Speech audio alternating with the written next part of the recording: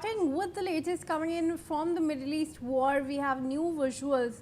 Israel has reportedly conducted airstrikes in the area of Tyre in southern Lebanon. Reports suggest these are supposedly surgical strikes targeting Hezbollah. Let's go to Aditya Vadvan on this. Aditya, help us describe these visuals on our screens. Hezbollah has been struck. Huge plumes of smoke are visible.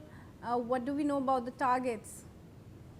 Well, absolutely. The Israeli Defense Forces have targeted the Hezbollah hideouts in the Tyre area of Lebanon, and definitely, Kriti, indeed, there have been very, very intense strikes by the Israeli Defense Forces, and despite the Iranians, we have seen how the IRGC has just warned that if Israel do not stops bombing Lebanon, then there will be consequences for Israel, and there will be more stronger attacks on Israel by Iran. So definitely now, on the other hand, we just also saw the statement of U.S. President Donald Trump, wherein he said that, as per some reports, during a phone call with Israeli Prime Minister Benjamin Netanyahu, he has said that if now Israel goes to a full-blown war with Iran, then it may find itself alone. So definitely, Kriti, several changes are happening in the geopolitical context, and it needs to be seen how things unfold in this scenario. Back to you. What's the latest that has come in from Lebanon on this, Aditya? Well, absolutely. There have been strikes in the Tyre area of Lebanon, and definitely several Hezbollah militants have been, reportedly dead in these strikes by the Israeli Defense Forces, and we could expect, as the day progresses, further more intense strikes by the Israeli Defense Forces. The Israeli Defense Forces have been striking southern Lebanon for quite some time, and now, when they bombed this suburbs of Beirut, in the retaliation of those, the Iranians had, launched a barrage of missiles on Israel. Back to you, Kriti. Aditya, thank you very much for joining us. And viewers, we move ahead.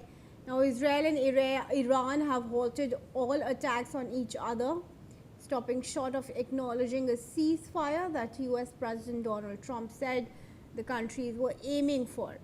Iran has warned it would resume them if Israeli strikes in southern Lebanon continue. This comes after air raid sirens sounded. Its military said it intercepted incoming Iranian missiles, the first such barrage since an April ceasefire took hold in the West Asia conflict.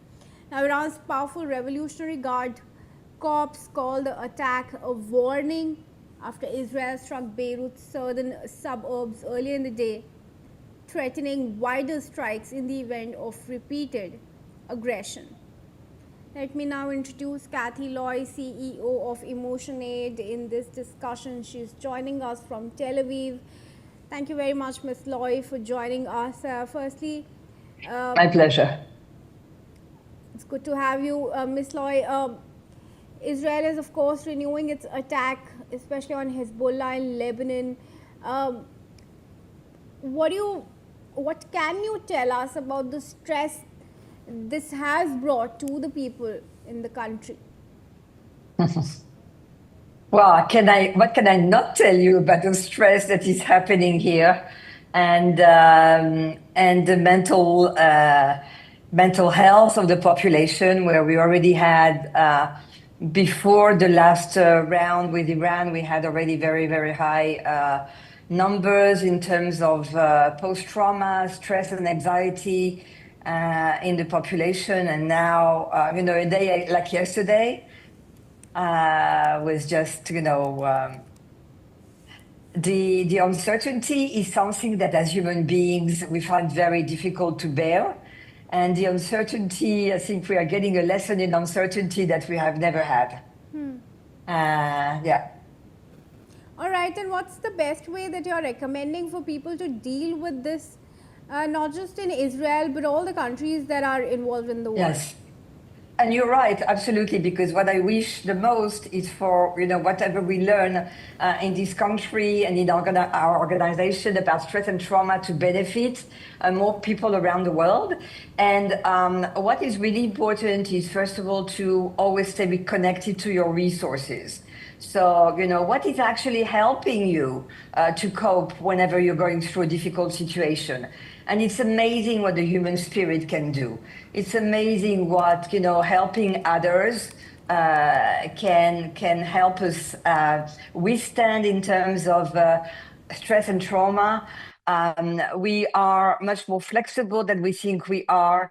And I think the other thing is to really think about, what is it that we can learn from a situation? How can we grow from that?